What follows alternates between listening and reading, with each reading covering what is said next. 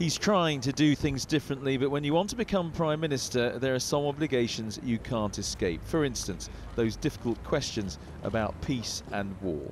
So when I spoke to Jeremy Corbyn today, I asked him if he would be prepared to back bombing Syria. I do not see any circumstances at the moment where bombing is actually going to make a great difference.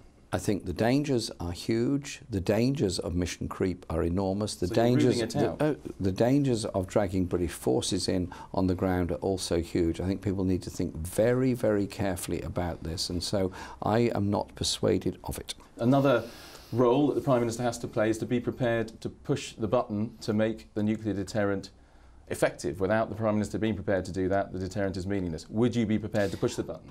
I think you very well know my views on nuclear weapons. I was elected on a manifesto which was to not renew Trident in 2016. A nuclear button, if pushed, kills millions of civilians. It doesn't bring about peace. So would you be prepared to push it? I'm not prepared to use nuclear weapons. I've made my position on that very clear throughout my entire life. Now, you famously introduced people's questions into Prime Minister's questions. We have a couple that people have sent to us to ask you. Claire, for instance, wants to know, would you reduce retirement age or bring forward the age at which people could claim their pension? It's due to go up to 66.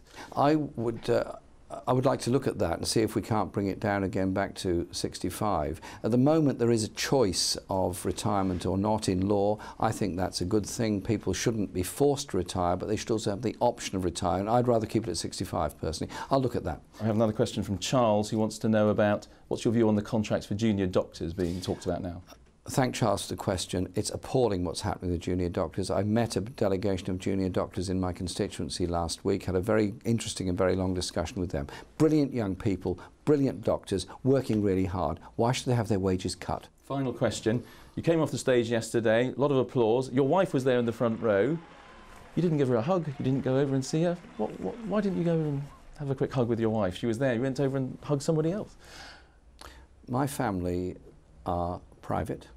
My life outside of politics is private.